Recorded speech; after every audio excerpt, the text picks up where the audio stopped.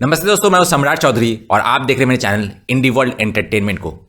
तो Korean media proudly flaunt कर रहा है कि किस हद तक इंडियंस जो है are crazy about their products, और इन्हीं लोगों के वजह से आत्मनिर्भर भारत जो है वो बन नहीं पाता। सपल क्रेजी कोरिया में एक चैनल है, मेरा दोस्त ही है, तो मैंने उनसे एक बार पूछा था कि क्या कोई इंडियन प्रोडक्ट्स है जो कि वहाँ पे बहुत अच्छा चलता है या फिर कोरियंस बहुत पसंद करते हैं। तो उन्होंने एक चीज़ कहा कि ना इंडियन, ना अमेरिकन, ना किसी और देश के product, Korean people only believe in Korean products. और इसीलिए छोटा सा देश होके भी उनके अपने प्रोडक्ट्स जो है इस हद तक दुनिया में एक मार्क कर पा रहे हैं। और हमारा इतना बड़ा देश होके भी कोई भी इंडियन प्रोडक्ट्स जो है एक प्रॉपरली नहीं बोल सकते कि ट्रेडमार्क जो है या फिर इंडियन कल्चर, इंडियन फिल्म से जुड़ी हुई वो चीज़ जो कि दुनिया में छा चुका है।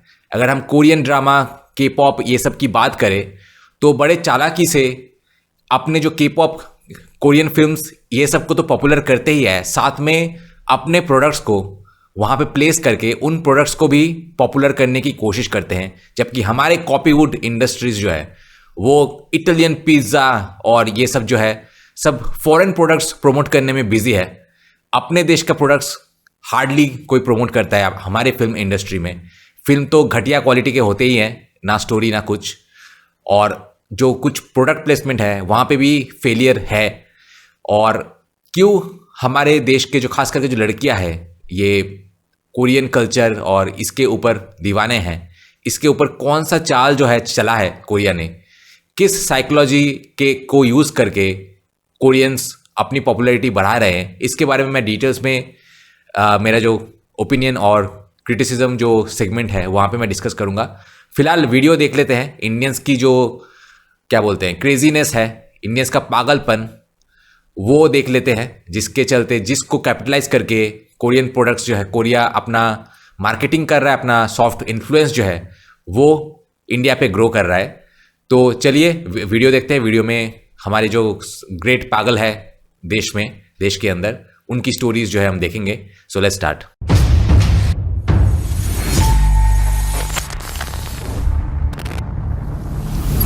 दोस्तों, 28 जुलाई को मेरा पहला आसामी शॉर्ट फिल्म, जो कि ऑलरेडी एक बहुत बड़ा हिट था, जो कि अभी 6 लाख व्यूज क्रॉस कर चुका है, उसका हिंदी डब्ड वर्जन आपको 20 जुलाई को देखने को मिलेगा। रिलीज होने पे लिंक मैं शेयर कर दूंगा, और हो सके तो आप लोग प्लीज मुझे सपोर्ट कीजिए।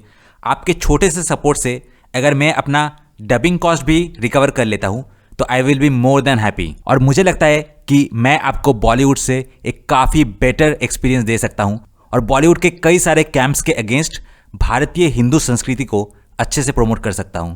आपकी हेल्प की अपेक्षा रहेगी। 14억 인도인이 한국 라면에 열광하고 있습니다. 1.4 अरब भारतीय कोरियन नूडल्स के दीवाने हैं। लेकिन फिर एक चौंकाने वाली खबर आई। भारतीय सरकार टैरिफ बढ़ाने पर विचार कर रही है। 한국 식품 기업 철수 가능성이 가시화되었습니다. अब कोरियन फूड कंपनियों के भारत से हटने की संभावना दिखाई देने लगी है। जैसे ही ये खबर आई, एक कोरियन ग्रोसरी स्टोर के बाहर गजब का नजारा देखने को मिला। इंडियन कस्टमर्स 100 मीटर से ज्यादा लंबी लाइन में लग गए। बाद में पता चला कि ये सब इंडियन डिस्ट्रीब्यूटर्स ने जानबूझकर कराया था। लोगों को लगा कि उनके साथ धोखा हुआ है और वो गुस्से में आ गए। बाकी बातों का तो पता नहीं, लेकिन कोरियन नूडल्स के साथ मजाक करके मैंने खुद को जनता का दुश्मन बना लिया है। रात के 11 बज चुके हैं और वेस्टर्न इंडिया के पुणे शहर की आईटी कंपनियों के ऑफिसों की लाइट्स एक एक करके बंद हो रही हैं।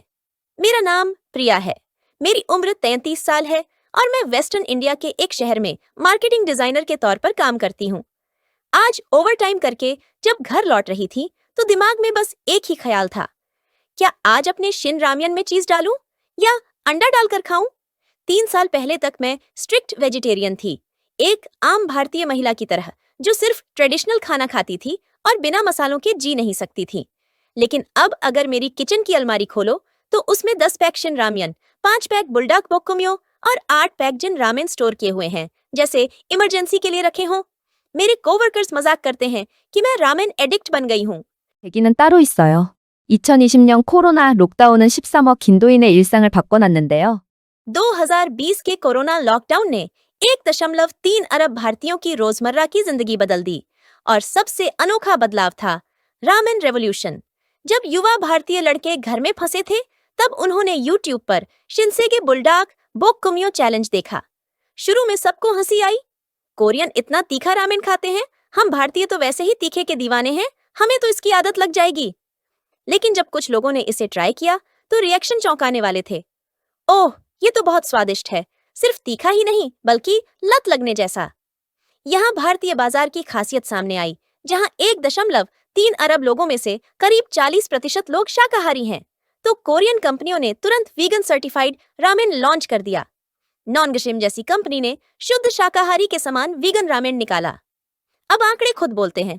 2019 में कोरियन रामेन का भारत में बाजार सिर्फ $50 लाख का था, लेकिन 2023 तक ये $8 करोड़ तक पहुंच गया, यानी 4 साल में 16 गुना बढ़त।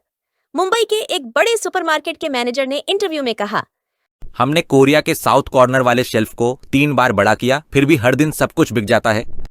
अचानक पूरे भारत में 24 घंटे खुले रहने वाले कोरियन सुपरमार्केट खुलने लगे। यूनिवर्सिटी एरिया में खास कोरियन स्टोर्स दिखाई देने लगे। यहाँ तक कि 5 स्टार होटलों की रूम सर्विस में भी प्रीमियम कोरियन नूडल्स मिलने लगे। क्या ये सिर्फ एक ट्रेंड है? बिल्कुल नहीं। भारत के सबसे बड़े ऑनलाइन शॉपिंग प्लेटफॉर्म के 2023 के आंकड़ों के मुताबिक फूड कैटेगरी में सबसे ज्यादा सर्च किया गया कीवर्ड था कोरियन रामेन। यहाँ तक कि यह करी से भी ऊपर निकल गया। मैं खुद भी भारत से आई इस जानकारी से चौंक गया, क्योंकि अब सिर्फ एक रामेन पैक भारत और कोरिया के व्यापार संतुलन को असर करने लगा है। लेकिन साल के अंत में एक खबर आई जिसने सबको हिला दिया। भारतीय सरकार टैरिफ बढ़ाने पर विचार कर रही है। कोरियन फूड कंपनियां भारत से हट सकती हैं। हमारे ऑफिस का माहौल उस वक्त सचमुच हड़कंप मचा देने वाला था। 관세 인상 검토, 한국 식품 기업 철수 가능성. 순간 숨이 멎는 줄 알았어요.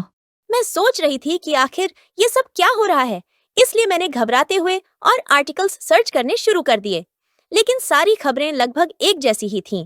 जिस कोरियन कंपनी ने शिन रामयन और बुलडाग बोककुमियो बनाई है, वो अब भारत से अपना कारोबार समेटने पर विचार कर रही है। मुझे इस पर यकीन ही नहीं हो रहा था। ये कहना सही होगा कि ये खबर अपने आप में एक झटका थी। अगली सुबह जब मैं ऑफिस पहुंची तो वहां का माहौल पूरी तरह बदल चुका था। 오후쯤 되자 한 동료가 급하게 속닥였어요. दोपहर के आसपास मेरी एक कोवर्कर ने जल्दी से बताया, सुना है कोरियन सुपरमार्केट में अभी से लंबी लाइन लग चुकी है। मैं आज ऑफिस के बाद सीधा वहीं जा रही हूँ। जैसे ही हमारी शिफ्ट खत्म हुई, हम बिना कोई प्लान बनाए लगभग दौड़ते हुए उस मार्ट की तरफ निकल पड़े। वो जगह आमतौर पर काफी शांत रहती थी, लेकिन उस दिन मार्ट के बाहर पहले से ही 100 मीटर से ज्यादा लंबी लाइन लगी हुई थी। मार्ट के बाहर एक बोर्ड पर लिखा था, शिन रामयन और बुलडाग बोककुमियो की बिक्री प्रति व्यक्ति केवल 5 पैक तक। और अंदर तो जैसे कोहराम मचा हुआ था। लोग रामेन लपकने के लिए एक दूसरे से आगे निकलने की कोशिश कर रहे थे। कुछ तो अपने बच्चों को डोंगवोन का ट्रॉली खींचने को भी कह रहे थे। मैंने एक महिला को देखा जो स्टॉक खत्म हो जाने पर एक कर्मचारी से चिपक कर बात कर रही थी, मानो वो उसे समझा रही हो कि कुछ पैक उसके लिए बचा ले। 마트 재고는 바닥났고 온라인 쇼핑몰에도 품절이라는 빨간 문구만 가득했죠. सुपरमार्केट्स में स्टॉक खत्म हो चुका था और ऑनलाइन शॉपिंग साइट्स पर आउट ऑफ स्टॉक वाले लाल साइन छा गए थे। लोग कोरियन रामेन को ऐसे खरीद रहे थे जैसे कोई दुर्लभ चीज हो। धीरे धीरे सेकंड हैंड ट्रेडिंग साइट्स पर रामेन बिकने लगे, वो भी ज्यादा कीमत पर। अब जब असली रामेन मिलना मुश्किल हो गया तो लोगों की उम्मीदें धीरे धीरे अल्टरनेटिव्स की ओर मुड़ने लगीं। इसी वक्त भारतीय लोकल ब्रांड्स ने मौके का फायदा उठाया। हर दिन टीवी पर नए नए कमर्शियल्स आने लगे और पैकेजिंग भी अचानक काफी बदल गई। अब बाजार में नाम आने लगे जैसे बर्निंग चिकन, स्पाइसी बम नूडल और बर्निंग किमची रामेन, और कोई भी देखकर समझ सकता था कि ये सब कोरियन रामेन की नकल है। ऑफिस के पास वाले सुपरमार्केट में रैक तुरंत बदल दिए गए। जहां पहले बुलडाग बोककुमियो रखा होता था, अब वहां एक भारतीय फूड कंपनी का बना रामेन रखा गया था। 거죠. 그러던 중 인도의 유명 식품 기업 फिर एक दिन संयोग से मैंने टीवी पर एक मशहूर भारतीय फूड कंपनी के सीईओ का इंटरव्यू देखा। उन्होंने बहुत ईमानदारी से बात की। उन्होंने कहा, कोरियन रामेन का स्वाद सिर्फ मसालों की बात नहीं है, वो एक ग्लोबल स्तर की तकनीक और कंज्यूमर डेटा के आधार पर तैयार किया गया है। सच कहूं तो हमें उस स्वाद तक पहुंचने में अभी 10 साल और लगेंगे। ये सुनकर मैं हैरानी में पड़ गई। अब भारत में भी यह बात मानी जाने लगी थी कि कोरियन रामेन सिर्फ एक लोकप्रिय चीज नहीं, बल्कि एक ऐसा बेहतरीन और सटीक प्रोडक्ट है जिसकी नकल दुनिया में कहीं भी नहीं की जा सकती। लोगों ने फिर से कोरियन रामेन का इंतजार शुरू कर दिया। अब मुझे भी उन हल्के फुल्के सब्स्टिट्यूट से संतुष्टि नहीं मिल रही थी। मुझे असली स्वाद फिर से चाहिए था। 벌어진 후 회사 안팎에서 흥미로운 변화가 하나 생겼어요. रामेन क्राइसिस के बाद कंपनी के अंदर और बाहर एक दिलचस्प बदलाव देखने को मिला। किसी ने कुछ कहा नहीं था, फिर भी लोगों में अपने आप दो पक्ष बन गए, एक तरफ विश्वास करने वाले, दूसरी तरफ आलोचक। खास तौर पर मेरी तरह 20s और 30s की युवा पीढ़ी को पूरा यकीन था कि रामेन मतलब कोरियन रामेन ही है, जबकि 50 साल से ऊपर के लोग अब भी संदेह में थे। इस सब के बीच हमारे टीम लीडर मिस्टर शर्मा का नाम सबसे ऊपर था। अब वो 50 के करीब हैं और ट्रेडिशनल इंडियन क्विजीन पर उन्हें बहुत गर्व है। लंच के दौरान हम कोरियन रामेन की बात कर रहे थे। मैंने बिना सोचे बोल दिया, अब तो बिना फायर चिकन के चावल ही नहीं खाया जाता। ये सुनते ही मैनेजर साहब ने हल्का सा माथा सिकोड़ लिया और सिर हिला दिया। उन्होंने कहा, तुम्हें वो तीखा सा खाना इतना क्यों पसंद है? ना वो वेस्टर्न है ना चाइनीज, कुछ अजीब सा है। हमारे मसाले भी इतने बुरे नहीं हैं। उनकी बात मुझे थोड़ी चुभ गई। एक पल को मन हुआ कि मैं तुरंत जवाब दूं, लेकिन फिर मैंने शांत होकर समझाना शुरू किया। सर, ये सिर्फ तीखा और तेज स्वाद वाला रामेन नहीं है। कोरियन रामेन एक कल्चर है। 한국 라면은요, 하나의 문화예요. 한국 라면을 구하려면 이제 엄청 비싸고 अगर आज कोरियन रामेन खरीदना चाहो तो वो बेहद महंगा हो गया है और साफ दिख रहा है कि जल्दी ही स्टॉक फिर से खत्म हो जाएगा। तो मतलब अब खा ही नहीं सकते। लेकिन फिर कुछ अजीब लगा। शुरुआत में तो खबर इतनी चौंकाने वाली थी कि कुछ सोचने का मौका ही नहीं मिला, पर कुछ दिन बाद जैसे जैसे दिमाग शांत हुआ, ऐसा लगने लगा कि इस पूरी पहेली के टुकड़े अब जुड़ने लगे हैं। सबसे पहला इशारा मिला कोरियन हेडक्वार्टर के रिस्पॉन्स से। बुलडॉग बोकुम्यो बनाने वाली कंपनी की ऑफिशियल सोशल मीडिया ने कोई बयान नहीं दिया था और कोरियन मीडिया में भी इस बारे में कोई खबर नहीं आई थी। ये बात शक पैदा करती थी। कंपनी में मेरे कुछ साथियों के कोरियन दोस्तों से कांटेक्ट थे। उन्होंने बताया कि उन्होंने अपने जान पहचान के सभी कोरियन से पूछा। किसी ने भी कोरिया के भारत से हटने की कोई बात नहीं सुनी थी, बल्कि उन्होंने उल्टा सवाल उठाया कि भारत में कोरियन फूड का इतना पॉपुलर होना ही तो हैरानी की बात है। ये सब सुनकर मैंने भारत में छपी उन खबरों को एक एक करके फिर से पढ़ना शुरू किया।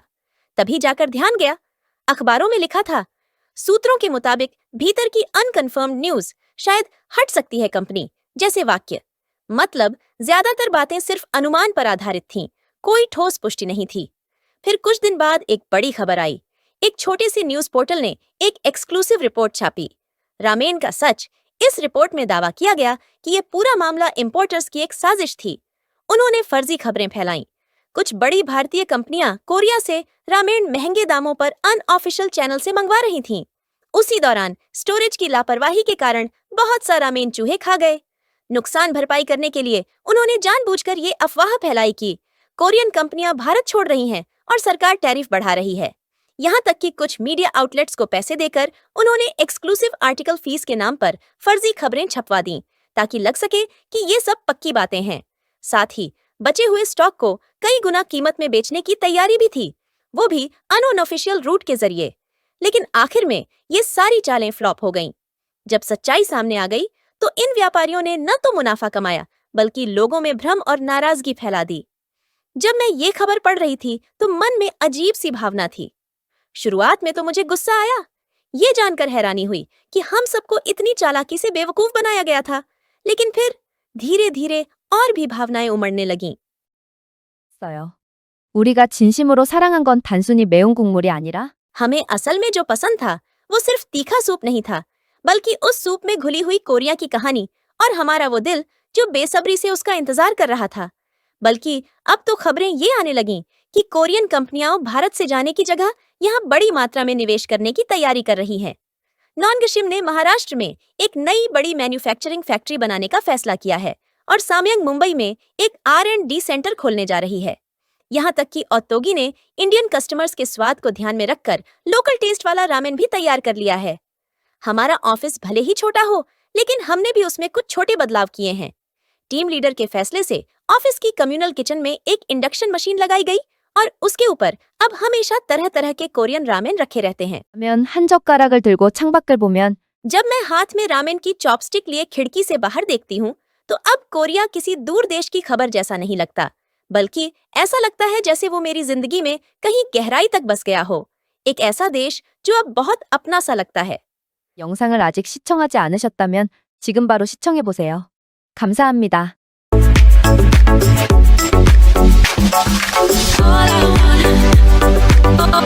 कमेंट्स में JMIM 5018 ने लिखा है कि मैंने महसूस किया कि चाहे वो इंसान हो या कोई चीज, जब उसमें आजादी या कोई कीमत होती है तभी वो सच में कीमती लगती है। उसके बाद पोलरिस्क ने लिखा है कि आप भारत के बारे में जितना ज्यादा जानते हैं उतना ही ये लगता है कि वो 100 साल पहले जैसा ही है। मुझे लगता है जो लोग भारत घूमने गए हैं वो भी शायद ऐसा ही सोचते होंगे। इसके जवाब में लिखा है कि अच्छा, बात ऐसी है, जब तक अपनी आंखें और सोच बड़ी नहीं करोगे तब तक पूरा भारत तुम्हें नहीं दिखेगा। ये कोई साउथ कोरिया जैसा छोटा सा देश नहीं है। भारत कोरिया की तरह इतना खुशनसीब नहीं रहा कि उसे अमेरिका, यूरोप और जापान की तरफ से मैसिव एड्स और इन्वेस्टमेंट मिले। इसलिए ये कहना आसान होता है कि कोई देश कितना गरीब है। अगर तुम्हें पता ना हो तो जान लो कि भारत की ग्रोथ रेट आज बाकी सभी देशों से अधिक है और 2025 में भारत जापान को पीछे छोड़कर दुनिया की चौथी सबसे बड़ी अर्थव्यवस्था बन चुका है। और ये सब भारत ने किसी के एड के पैसों से नहीं बल्कि अपनी मेहनत और आत्मनिर्भरता से हासिल किया है। उसके बाद लीसुल हंजन ने लिखा है अब तो कोरियन कंपनियां भी कोरिया ही जा रही हैं। उसके बाद डॉक्स्टन एनर्जी ने लिखा है कि भारत और इंडोनेशिया के नाम मिलते जुलते हैं और इनका व्यवहार भी काफी हद तक एक जैसा है, बस इनके धर्म अलग हैं। उसके बाद किम बॉमजुन ने लिखा है कि जो लोग विदेशों में भारतीयों के साथ उठते बैठते हैं उन्हें देखकर लोग सिर हिला देते हैं, यानी ज्यादा पसंद नहीं करते, लेकिन चुनावों में ये लोग बहुत मेहनत करते हैं और यही लोकतंत्र का असली रूप है जो कि ब्रिटिश राज्य की एक छाप है। इसके रिप्लाई में लिखा है जलन साफ झलक रही है। अब सारी दुनिया को यह पता चल चुका है कि साउथ कोरिया की जो डेमोक्रेटिक रैंकिंग है वो बस दिखावा है। जिस देश में खुद वहां के राष्ट्रपति ने मिलिट्री कूप, सत्ता पलट की कोशिश की हो और जिसकी राजनीतिक इतिहास भी उतना साफ नहीं रहा हो, वहां की डेमोक्रेसी की बात करना ही कॉन्ट्रडिक्टरी है। इंटरनेट की एक तरफा नैरेटिव कंज्यूम कर जो रेसिज्म तुम फैलाते हो उसका नुकसान आखिरकार तुम्हारे ही समाज को भुगतना पड़ेगा। और जहां तक ब्रिटेन की बात है, वो अब पहले जैसा ताकतवर नहीं रहा। वक्त का पहिया ऐसा घूमा है कि आज ब्रिटेन का प्रधानमंत्री भी भारतीय मूल का रह चुका है और वहां की सबसे ज्यादा बिजनेसेस अब इंडियंस के कंट्रोल में हैं। यही है आज की सच्चाई। भारत एक सच्चा डेमोक्रेटिक देश है। यहां चुनाव को बहुत महत्व दिया जाता है, न कि साउथ कोरिया जैसे सो कॉल्ड डेवलप्ड कंट्री की तरह जहां मिलिट्री कूप की कोशिशें होती हैं। उसके बाद SBC 6786 ने लिखा है कि एक ऐसा देश है जो कहता है कि कोरियन खाना तीखा नहीं होता। ये सुनकर तो शौक लगा। उसके बाद गगन ने लिखा है कि कोरियन रामेन पहले ही एक महंगे प्रोडक्ट के रूप में पहचान बना चुका है। उसके बाद ग्योजांग सनसेंगनिम ने लिखा है कि काश ये लोग विदेशी देशों में फैक्ट्री बनाकर वहां की करेंसी और कीमतों के हिसाब से सस्ता बेचें, इंस्टेंट खाने को बेवजह महंगे दामों पर न बेचें। उसके बाद डॉक्सिंग विजोक ने लिखा है कि क्या 1.4 अरब लोगों को सच में 1.4 अरब ही मानना चाहिए? कोरियन रामेन खरीद सकने वाले लोगों की संख्या तो 14 करोड़ भी नहीं है। पूरे भारत की सिर्फ 1/4 आबादी भी अगर तुम्हारे रेमन खरीद ले तो तुम्हारे देश की GDP कई गुना ज्यादा बढ़ जाएगी। भारत के कंज्यूमर चाहे जितने भी कम हो, कोरिया से तो कहीं ज्यादा ही होंगे। शायद तुम्हें पता नहीं, लेकिन भारत की परचेसिंग पावर पैरिटी दुनिया में तीसरे नंबर पर आती है। इसका मतलब यह है कि हमारी खरीदारी की क्षमता 197 देशों से कहीं ज्यादा है। भारत के मेन्यू अब भी इतने छोटे नहीं हुए कि हमें किसी विदेशी जंक फूड को मेन कोर्स में जोड़ना पड़े। Got it? उसके बाद कैट ने लिखा है कि सिर्फ इसलिए कि कोरिया भारत को निर्यात करता है और बहुत सारे भारतीय वहां आते हैं, इसका मतलब ये नहीं कि भारत में रामेन बनाने का प्लांट बना दिया जाए। अगर कम मजदूरी का फायदा उठाकर ज्यादा मुनाफा कमाने के लिए फैक्ट्री बनाई तो कुछ ही सालों में दोगुनी तनख्वाह, हफ्ते में 35 घंटे काम और नौकरी विरासत में देने जैसी मांगें आने लगेंगी। कुछ समझे दया? हाँ सर, इसका मतलब है इसका मतलब है उसके बाद हाजुनसू ने लिखा है कि काफी वक्त बाद किसी सिविलाइज्ड इंडियन वीडियो को देखा है। उसके बाद हाउ डिड इट हैपन ने लिखा है कि एक और चैनल में एक कोरियन प्रोफेसर जो भारत की यूनिवर्सिटी में पढ़ाते हैं, उन्होंने कहा कि कोरियन रामेन वहां इसलिए लोकप्रिय नहीं है क्योंकि उसमें सूप बहुत होता है, वो भारतीय खाने की आदतों से मेल नहीं खाता और वो काफी महंगा भी है। उसके बाद ह्यून चंगशिन ने लिखा है कि भारत में तो बीफ नहीं खाया जाता लेकिन सूप सब चिकन वाले हैं। उसके बाद मियाओ ने लिखा है कि इंस्टेंट फूड कोई गर्व की बात नहीं है। नेक्स्ट केविन जुंग ने लिखा है भारतीय और चीनी बाजार मिलकर पूरी दुनिया के लगभग 1/3 हिस्से का मार्केट बनाते हैं, इसलिए हमें वहां अच्छा प्रदर्शन करना ही होगा। कोरियन इतिहास में ग्वांगहे राजा सबसे अच्छे डिप्लोमैट माने जाते हैं। हमें बस उनकी नीति अपनानी चाहिए, न अमेरिका का खुलकर साथ देना और न ही चीन को नकारना।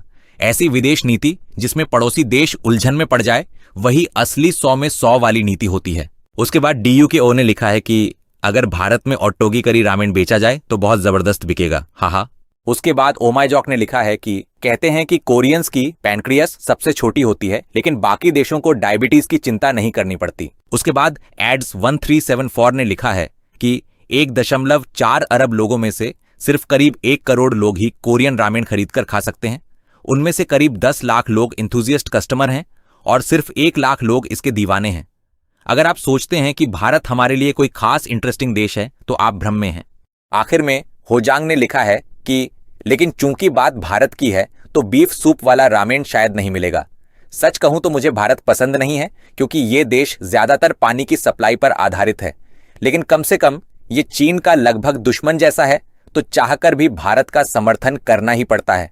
इसके जवाब में लिखा है कि मेरे साथ भी ऐसा ही है। मुझे साउथ कोरिया पसंद नहीं है, लेकिन उनकी सैमसंग कंपनी अच्छी है और वो चीन के लिए थोड़ी बहुत चुनौती बनी हुई है। ना चाहकर भी थोड़ा बहुत सपोर्ट कर देता हूं।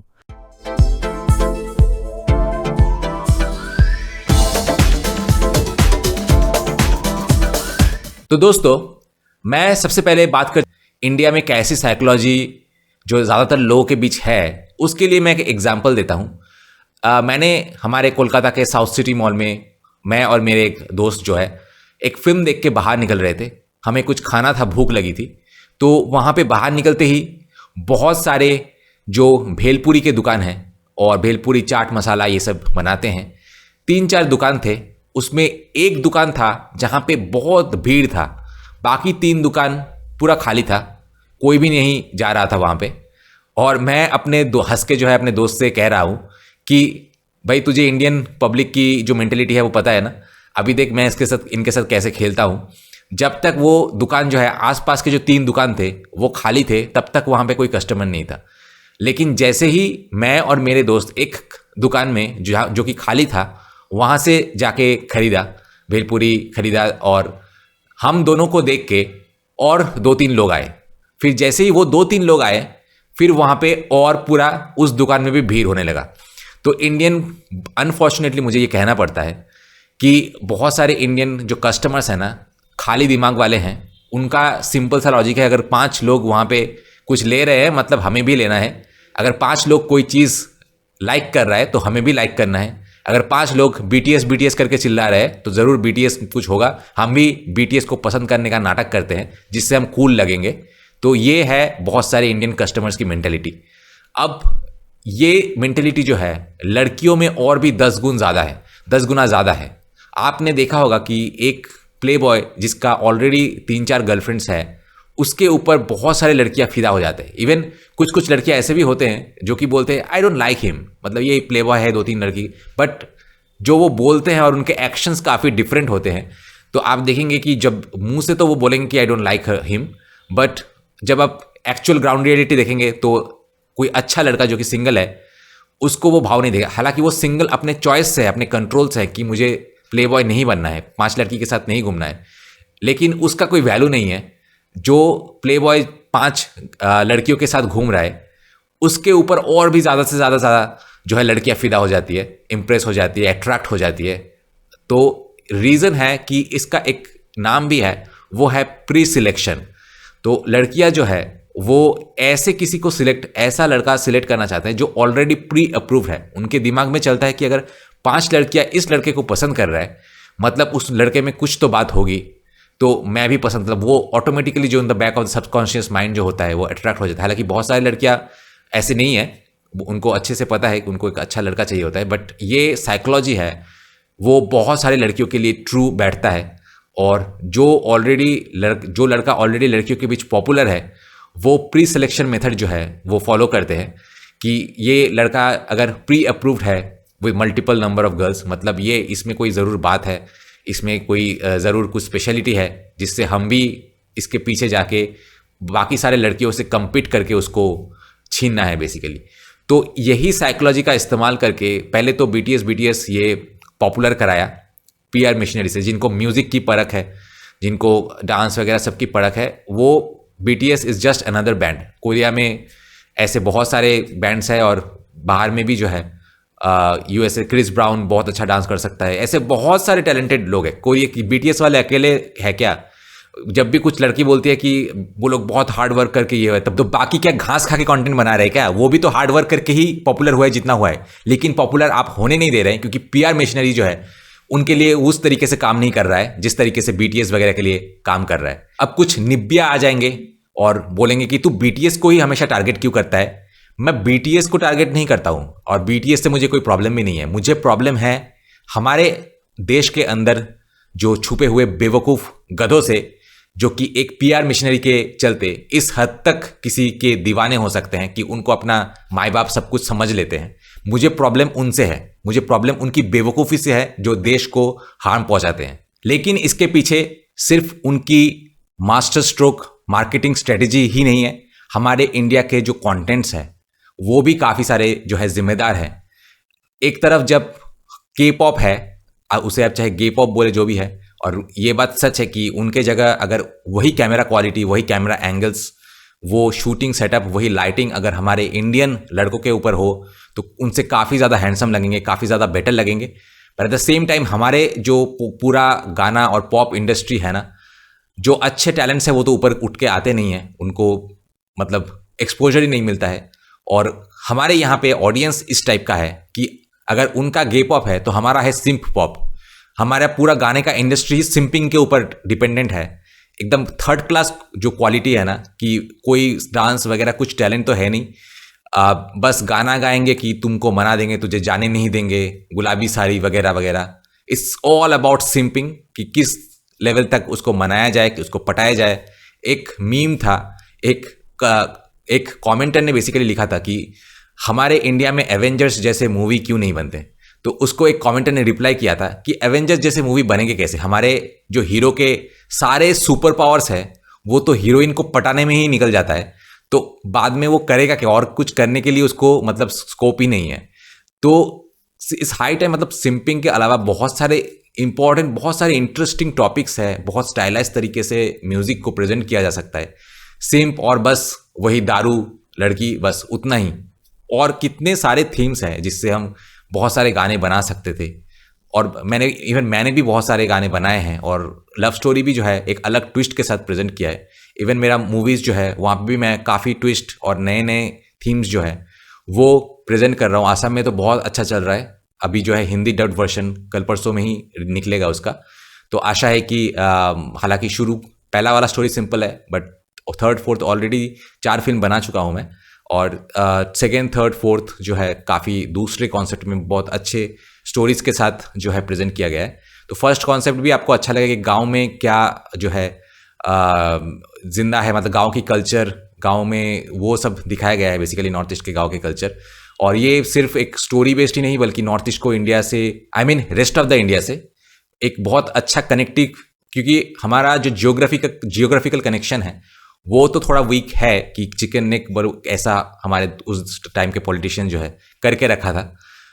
तो बट कल्चरल जो इंटीग्रेशन है वो बहुत ज़्यादा मैटर करता है। अगर कल्चरल इंटीग्रेशन है तो फिर कोई भी बाहर के सुपर पावर हमको जुदा नहीं कर सकता है। हमको नॉर्थ ईस्ट को जो है एक कमज़ोर कड़ी के रूप में जो देखते हैं वो नहीं देख सकते। अगर कल्चरली, इमोशनली हम बहुत अच्छा बॉन्ड जो है वो रेस्ट ऑफ द इंडिया और नॉर्थ ईस्ट इंडिया में हो, तो मेरा कॉन्टेंट्स उसी डायरेक्शन में डायरेक्टेड है कि ये चीज़ हो। और साथ ही जो है कि ये सिर्फ हीरोइन पटाओ और ये से घिसा पीटा टॉपिक से निकल के दूसरा टॉपिक को कवर करना, जिससे हम K-pop से भी, कोरियन ड्रामा से भी बेटर कुछ प्रेजेंट कर सकते हैं। वो हालांकि कोरियन ड्रामा का भी जो क्वालिटी है पिछले 10 सालों में काफ़ी गिरा है। वो लोग भी वेस्ट को कॉपी करने में बिजी है। पहले जो अपना कंटेंट बनाता था, अपने कल्चर को दिखाता, तो वो ज़्यादा बेटर होता था। अभी वो भी वेस्टर्न कल्चर से इतना इन्फ्लुएंस्ड हो चुके हैं कि उनके ड्रामा में वो बात रही नहीं। It's already on the decline. और ये एक गोल्डन अपॉर्चुनिटी है इंडिया के पास कि इंडिया अपना ड्रामा, जो इंडिया वही सेम मिस्टेक ना दोहराए कि वेस्टर्न कल्चर को कॉपी ना करे, अपने कल्चर को प्रॉपरली दुनिया को दिखाए, तो फिर वो जगह जो है इंडिया ले सकता है। बट कोरिया ने इसके पीछे बहुत सालों से ऑलरेडी काम करके रखा है। It will be very very difficult for India to take that place. और आप देखें मतलब कोरियन गानों में आजकल कितना 60 मिलियन 100 मिलियन व्यूज़ आता है, एक छोटा सा 5 करोड़ का देश होके भी। मतलब वर्ल्ड में उन्होंने इस तरीके से अपना इन्फ्लुएंस जो है ग्रो किया है कि ऑब्वियसली 60-100 मिलियन जो व्यूज़ है वो सिर्फ कोरियन ऑडियंस से नहीं पॉसिबल नहीं है। वो सिर्फ इंग्लिश थोड़ा मिक्स करते हैं कोरियंस के साथ और वो पूरे वर्ल्ड वाइड देखते हैं। तो हमारा इतना मतलब 120-30 करोड़ का पॉपुलेशन होके भी हम उनको पछाड़ नहीं पा रहे। हमारे जो 60 मिलियन व्यूज़ आते हैं वो मेनली इंडियन ऑडियंस से ही आता है। वर्ल्ड एरेना में हमने उस तरीके से मार्क नहीं बना पाया कि इंडियन सॉन्ग में वर्ल्ड वाइड ऑडियंस देखे। वो कल्चर जो है, वो सेटअप, वो सिस्टम हमने अभी तक डेवलप नहीं कर पाया। So it's a really very shameful thing कि हमारे 120 करोड़ पॉपुलेशन होकर भी हमारा 60-100 मिलियन व्यूज़ उनका जो एक महीने में आ जाता है वो इसलिए आ पाता है क्योंकि वर्ल्ड में उनका बहुत ज़्यादा इन्फ्लुएंस ग्रो किया है। 5 करोड़ का देश हो गया और हम 120 करोड़ का पॉपुलेशन होकर भी घिसा पीटा जो है कि हम वर्ल्ड ऑडियंस को अपील नहीं कर पाते हैं। क्योंकि ऑब्वियसली ये सिंपिंग जो है, ये सिंपिंग गाने, ये सब जो है जो भी हम बनाते हैं उसमें वो बात ही नहीं है कि वो वर्ल्ड ऑडियंस को अपील कर पाए। तो we have a lot of things to achieve, lot of things to do. और ख़ास करके जो मेंटलिटी है लोगों की, पहले तो अपने प्रोडक्ट्स पे, अपने देश के टैलेंट्स पे विश्वास करना होगा। जो छुपे हुए हैं, दबे हुए जो टैलेंट, उनको ज़्यादा से ज़्यादा अप्रिशिएट करना होगा। और ये जो मेंटलिटी है ना कि 10 लोग किसी एक चीज़ को पसंद करते हैं तो कूल बनने के चक्कर में हमें भी वही चीज़ पसंद करना है। चाहे वो कस्टमर कुछ खरीदने के लिए हो, कुछ प्रोडक्ट खरीदने के लिए हो, या फिर कुछ एंटरटेनमेंट बैंड्स, या फिर मॉडल्स, या फिर कोई आर्टिस्ट एंटरटेनमेंट इंडस्ट्री से कुछ चीज़ हो। ये जो मेंटलिटी है कि 10 लोग ये पसंद करते हैं तो हमें भी वही पसंद करना पड़ेगा, ये मेंटलिटी से बाहर आना है। तभी कुछ हो सकता है। तभी सिर्फ एक कॉन्सेंट्रेटेड नहीं होगा कि बस पीआर से किसी को पॉपुलर कर दिया तो उसी के पीछे सारे जनता जो है भागेगी। और जो टैलेंटेड है बट पीआर से 10 लोग उसे जानते नहीं हैं, वो आप शुरू कीजिए। जैसे मैंने एग्जांपल दिया कि भेलपुरी दुकान में हम 2 गए, हम 2 को देख के और 2 लोग आए तो और फिर वो वहाँ पे जो है लाइन लग गया। एक ही दुकान के पीछे क्यों, मतलब एक ही पर्सन को क्यों अमीर करना? अगर चांस देना है तो सबको फेयर चांस दो, फिर डिसाइड करो कि कौन बेटर है आपके लिए। तो यही है, ये मेंटलिटी अनफॉर्चुनेटली बहुत सारे लोगों के पास होते नहीं है। तो आज के लिए बस इतना ही। मिलता है आपसे नेक्स्ट वीडियो में। Till then good bye.